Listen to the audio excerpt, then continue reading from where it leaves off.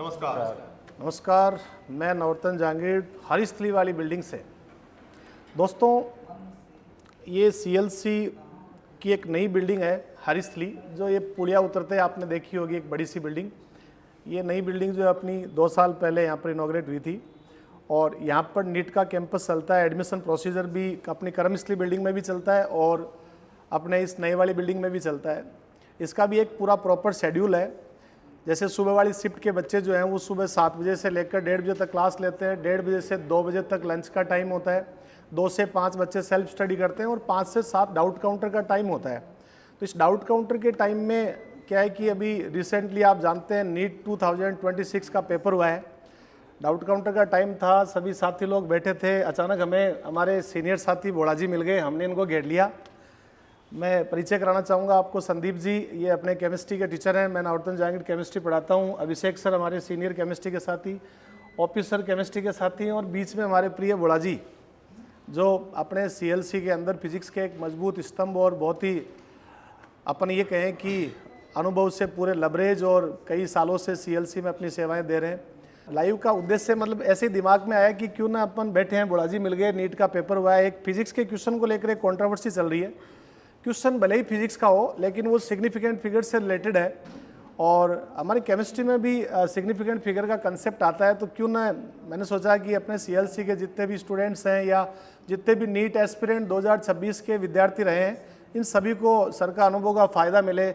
हमने आंसर की में उस क्वेश्चन का आंसर दिया है 7.7 और एनटीए की आंसर की में आया 7.6। हम तो आज भी अपने क्वेश्चन के गलत होने का अभी रिग्रेट है और वो क्वेश्चन हमें पूर्ण विश्वास है कि एनटीए से कहीं ना कहीं ये गलती हुई है, जिसको उम्मीद है कि वो सुधार के साथ में वापस आएगी। हम उस क्वेश्चन पे थोड़ी बात ज़रूर आपसे करना चाहेंगे। बोड़ा जी, आप उस क्वेश्चन के बारे में थोड़ा बताएं, क्या क्वेश्चन था? क्वेश्चन कुछ इस तरह था, उसके अंदर जो राउंड ऑफ किया गया था, 5 वाली डिजिट को राउंड ऑफ किया गया था जी। अब 5 वाली डिजिट को राउंड ऑफ जो करते हैं, उस राउंड ऑफ में हम देखते हैं अगर 5 लास्ट डिजिट है या फिर 5 के बाद सारे ही डिजिट्स 0 हैं, जी, कोई भी नॉन डिजिट डिजिट वहाँ पे नहीं है, ठीक है, तो उस केस में हम इवन ऑड कॉन्सेप्ट देखते हैं। 5 से पहले वाला नंबर इवन है या ऑड है। जी जी। उस रूल के अकॉर्डिंग हम यहाँ पे 7.6 देना है आंसर या 7.7 देना है, वो डिसाइड करते हैं। लेकिन अगर 5 के बाद कोई भी नॉन जीरो डिजिट प्रेजेंट होती है वहाँ पे, जैसा कि उस क्वेश्चन में था, तो उस केस में डेफिनेटली उसको हम 7.7 लिखेंगे। बिल्कुल, मतलब एक डिजिट इंक्रीज कर दी जाती है आगे से, क्योंकि वो 5 के बाद अगर एक नॉन जीरो डिजिट है तो वो क्या होता है, एक्सीड कर जाता है नंबर, अगले वाले नंबर की तरफ झलकता है वो। बिल्कुल, ठीक है, तो इस वजह से उसका आंसर 7.7 अपन ने दिया। अब एक्चुअल में क्या था, ये चीज़ मुझको लगता है एनटीए से भूल इसलिए हुई है क्योंकि एनसीईआरटी के अंदर एक ऐसा एग्जाम्पल समझा रखा है, उसके अंदर लेकिन 5 को जो राउंड ऑफ किया गया है उसके बाद कोई लास्ट डिजिट नहीं होगा, डिजिट है ही नहीं उसके अंदर। हाँ। उसमें इवन ऑड कॉन्सेप्ट के अकॉर्डिंग बताया गया, तो उन्होंने 7.6 आंसर दे दिया। तो ये एनटीए से कुछ भूल हुई है। बिल्कुल, और हमें पूर्ण विश्वास भी है कि ये भूल जल्दी सुधार होगी। इसीलिए अपन इस भूल का जश्न नहीं मना रहे। बिल्कुल सही बात है। क्यों? एक्चुअल में डेंसिटी का क्वेश्चन था, मास अपॉन वॉल्यूम करना था और उसके अंदर 7.654 ये फाइनल आंसर आ रहा था, जिसको 2 सिग्निफिकेंट फिगर में राउंडिंग ऑफ करना था। तो 5 के बाद में अगर कोई नॉन जीरो डिजिट आ रहे हैं, जैसे कि बोला सर बता रहे हैं कि नॉन जीरो डिजिट अगर 5 के बारे में बाद में आती है तो वो 5 से बड़ा अंक माना जाता है। क्यों बोला जी? और उससे पहले अपन एक ऐड करते हैं तो 7.7। चलो इस क्वेश्चन पे तो अब ज़्यादा अपन क्या ही बात करें सर, है ना? ये तो ठीक है सर। अब एक सर शायद कोई केमिस्ट्री में भी कोई क्वेश्चन है क्या ऐसा जिस पर ऐसी कोई बातचीत कोई बच्चे क्लेम कर सकते हैं? अभिषेक सर? नहीं, एग्जैक्ट तो वो एनसीईआरटी की लाइन है तो वो सही देगा। हाँ, किसी को क्लेम करना हो तो एक मॉलिक्यूलर फार्मूला पे है, वो 2,4-DNP वाला है। अच्छा, तो उस पर क्लेम करेगा तो आंसर उसको मिल जाएगा। खैर कोई दिक्कत नहीं। आप सर ऑर्गेनिक केमिस्ट्री के पेपर के बारे में बताइए कि कैसा क्या पेपर हुआ था? पेपर मॉडरेट था, अच्छा पेपर था और इसको बच्चे स्कोर भी कर सकते थे। एक दो तो कोई ऐसा कंफ्यूजिंग क्वेश्चन नहीं था, एनसीईआरटी की लाइन के क्वेश्चन थे। पेपर सही था। पेपर सही था। पेपर सही था। अभिषेक सर, आप कुछ पेपर के बारे में और कुछ भी कहना चाहो, बताओ। बच्चे अपने सुन रहे हैं, अपने सीएलसीएंस। मैं सीएलसीएंस से यही कहूँगा, देखिए सबसे बड़ी बात, जो बच्चे 610-20 के ऊपर हैं उनको बहुत बहुत बधाई।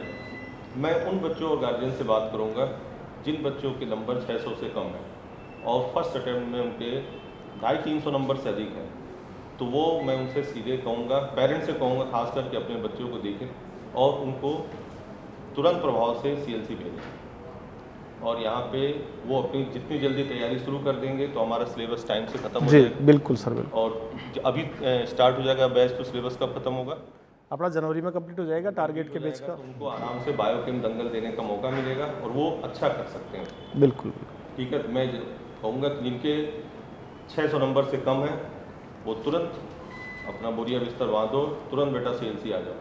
ठीक है, पेरेंट्स से भी कहूँगा कि इस समय अपने बच्चों को देखना बहुत ज़रूरी है।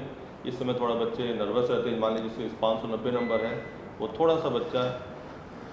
मैं संदीप सर से पूछना चाहूँगा, संदीप सर आप पेपर के बारे में क्या कहना चाहेंगे, अपनी बात रखिए सर। देखिए सर, पेपर है, अपन अगर कंपेयर करें तो पिछले साल का तो कोई कंपैरिजन है ही नहीं उसके साथ में। बिल्कुल। और अगर रही बात फिलहाल बच्चों के माइंड में दो ही चीज़ चल रही है, एक तो कट ऑफ को लेकर उनका चल रहा है कि क्या कट ऑफ क्या रहनी चाहिए, दूसरा उनका ये चल रहा है कि जो फिजिक्स के अंदर क्वेश्चन आया वो, हालांकि केमिस्ट्री में भी कॉमन ही होता है, फिजिक्स बोल दो या उसका केमिस्ट्री बोल दो, ज़्यादा कोई फ़र्क नहीं है, दोनों के अंदर ही है वो। तो मेरा ये मानना है कि पेपर की अगर पिछले साल से बात करें तो वो तो कंपेरेबल नहीं है। अगर पहले के पेपर की बात करें तो हम 24 और 23 से उसको थोड़ा कंपेयर कर सकते हैं। और 24 में बात करें तो बच्चों को एक एक्स्ट्रा बेनिफिट सर ये था कि उनको 180 मिनट नहीं, उसको 200 मिनट में क्वेश्चन कर रहे थे, और उसके लिए ऑप्शन ये था कि हर सब्जेक्ट में आप 5 क्वेश्चन एक्स्ट्रा मिल रहे थे। बिल्कुल। 20 सेक्शन भी था उसके अंदर, तो उसको करते हुए देखा जाए तो थोड़ा सा ये नहीं मान सकते कि उससे टफ मानेंगे पेपर। और बात करें केमिस्ट्री में भी, तो केमिस्ट्री में भी ट्रिकी क्वेश्चन थे उस टाइम। अगर कोई एक दो क्वेश्चन ऐसा है तो बच्चे के पास ऑप्शन था कि उसको छोड़ दे। बिल्कुल बिल्कुल। अभी बिल्कुल सर वो आप छोड़ने वाला ऑप्शन तो खत्म हो गया, तो छोड़ने आप वाला उसको तो छोड़ बिल्कुल सकते नहीं है। मतलब 180 क्वेश्चन थे तो सर ये एक्यूरेसी का गेम हो गया, मतलब है ना। एक्यूरेसी का गेम होगा, और एक्यूरेसी जहाँ पे आपको ये कर देना कि मेरे को ये सटीक ये करनी है, मेरे पास में छोड़ने का ऑप्शन नहीं है, तो ये एक माइंड में एक प्रेशर डेवलप करता है, उसके कारण बच्चा कहीं ना कहीं गलती भी करेगा। इसी की एनालिसिस करके हाँ कट ऑफ जारी की, जो बोस ने कट ऑफ जारी की 605 प्लस माइनस 5 मान लो जनरल और OBC के लिए। EWS की हम बात करें तो EWS के लिए 600। और बोला सर मेरे को तो ये मानना है कि SC की अगर बात करें तो आप 500 के अराउंड कितना मानते हैं? 500 का बिल्कुल सटीक है। बिल्कुल। बॉस क्योंकि ने जैसे बॉस कोट ने जो किया कट था, ऑफ बता देते हैं वो, जैसे मैं लास्ट ईयर की बात करूं, अपन ने भी बैठ के बात की थी उसमें, तो मेरा ये मानना था कि जब जो टाइम में जब पेपर हुआ तो सब लोगों 650 से पहले तो कंपेयर करके देखा, फिर देखा पेपर फिजिक्स का थोड़ा ज़्यादा टफ आ गया। बिल्कुल। तब वहाँ पर देख रहे थे तो वहाँ पर कट ऑफ, लेकिन फिर भी आइडिया कितना लगाएगा 570। अगर हम बाकी वीडियो को देखें, सब देखें, तो फर्स्ट टाइम में बोस ने आगे कहा था कि कट ऑफ है वो 520 के राउंड रहने वाली है, क्योंकि CLC की कट ऑफ हमेशा भाई 30 साल का एक्सपीरियंस है, एक तो भाई नया कोई बच्चा है यार, कट ऑफ एग्जैक्टली 520 ही थी। बिल्कुल। तो वो होता है कि एक एक्सपीरियंस के साथ में एक भाई वही होता है, एक टीचर पढ़ाने स्टार्ट करता है 2 साल पढ़ाते हुए, एक 15 बोला सर है 20 साल से पढ़ा रहे हैं, तो एक्सपीरियंस तो बोड़ा सर 20 साल से पढ़ा रहे हैं, तो CLC 1996 से हैं, तो वही तो बॉस का एक्सपीरियंस हो जाता। और सीकर शहर में कोई तेज दौड़ता हुआ दिख सकता है, लेकिन जो दौड़ता हुआ मिलेगा उसका नाम CLC है। सही है, लगातार दौड़ ज़्यादा इम्पोर्टेंट। जो दौड़ता हुआ मिलेगा वो CLC है। मैं OP सर से पूछना चाहूँगा कि OP सारण सर जो है वो इस पेपर के बारे में अपनी क्या राय रखेंगे। नमस्कार। देखो, पेपर जैसे कि हमने जैसी प्रिपरेशन करवाई थी वो प्रिपरेशन बच्चों की बहुत बढ़िया थी, और अब थोड़ा सा रिग्रेट इस बात का होता है कि जैसे हमने प्रिपरेशन करवाई उसके अकॉर्डिंग पेपर नहीं आया, पेपर बहुत इजी आ गया, और पेपर थोड़ा सा टफ आता तो हमें थोड़ी सी ज़्यादा खुशी मिलती। और पेपर में सब अच्छे क्वेश्चंस थे, और मैं केमिस्ट्री की बात करूँ और तो केमिस्ट्री के अंदर कोई ज़्यादा कंट्रोवर्सी नहीं है, एक ऑर्गेनिक केमिस्ट्री में कंट्रोवर्सी थी, और ठीक है। और हमने पूरी साल जब बच्चा CLC के अंदर एडमिशन लेता है और CLC को फॉलो करता है, और उसके अकॉर्डिंग उसके तकरीबन 16 से 17 हज़ार क्वेश्चनों की प्रैक्टिस करवाई है, और ऐसा कोई क्वेश्चन नहीं है जो CLC की टेस्ट सीरीज या पेपरों से बाहर क्वेश्चन आया, और हर एक कॉन्सेप्ट हमने बच्चे का क्लियर करवाया, और बच्चे को कहीं लगा ही नहीं हो रहा है कि मैं नीट की एग्ज़ाम दे रहा हूँ, और उसको ऐसा लगा कि मैं CLC में बैठ के पेपर दे रहा हूँ, और क्योंकि उसके लिए नया क्वेश्चन कोई था ही नहीं, और सब क्वेश्चन बच्चों की प्रैक्टिस से निकाल चुके थे। और मॉड्यूल बच्चा करता है, उसके बाद में डाउट काउंटर पे आता है, डाउट डिस्कस करता है, उसके बाद में हमारी मिड सेशन डिटेल्स होती है, उसके बाद में हमारा बायोकेम डिटेल्स होता है, उसके बाद में हमारा दंगल होता है, फिजिक्स इको होता है, तो बहुत सारे क्वेश्चन से बच्चा गुजरता है, तो उसको एक सेल्फ कॉन्फिडेंस आ जाता है। और तो नीट के अंदर बच्चा आराम से अच्छा करके है, और अच्छा करके आए भी हैं बच्चे, और जिसका रिजल्ट आने के बाद में आप सबको पता लग ही जाएगा। और तो मैं ये कहना चाहता हूँ कि जो बच्चा CLC में आएगा, जो बच्चे बाहर के गार्जियन जो CLC को नहीं जानते, उनको मैं ये बताना चाहता हूँ कि CLC में आने के बाद में बच्चा 7 से लेके 2 बजे तक क्लास लेता है, उसके बाद में बच्चा रेस्ट करता है 1-1.5 घंटे, उसके बाद में 3 से लेके 6 बजे तक कैंप लगता है और उसके बाद बच्चा डाउट क्लियर करता है और जिनमें जितने भी डाउट्स हैं वो सब क्लियर करता है।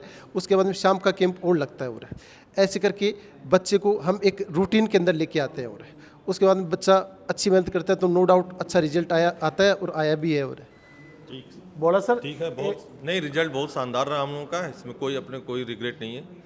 अच्छा पेपर हुआ है, 700 के ऊपर बहुत सारे हैं, बाढ़ हम लोगों के पास है 650 के ऊपर, तो बहुत ज़्यादा संख्या है इस बार। बस 100 ये में सर काफ़ी कि पिछले साल का जो पेपर था ना, वो थोड़ा सा जिस टाइप का पेपर था ना, इस बार अपन ने कोई कसक बाकी नहीं छोड़ी। हमारे जैसे माइनर टेस्ट होते हैं तो 2 संडे के बाद में माइनर टेस्ट होता है, तो 2 माइनर के बाद में हर दूसरे संडे रिव्यू टेस्ट स्टार्ट हो जाता है, फिर महायज्ञ स्टार्ट हो जाता है, फिर कोर्स पूरा कंप्लीट होने के बाद में अगर 12th का बच्चा है तो मिड सेशन टेस्ट देता है, बायोकेम देता है, दंगल देता है, फिजिक्स इको देता है, मेजर टेस्ट देता है।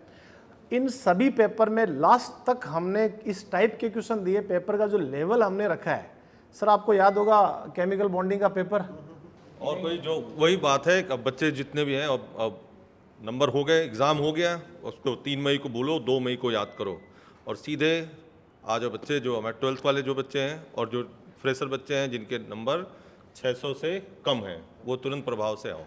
बिल्कुल साथियों। बस डाउट काउंटर के टाइम बोड़ा जी दर्शन करते ही दिमाग में आइडिया आया कि क्यों ना बात कर ली जाए पेपर पे।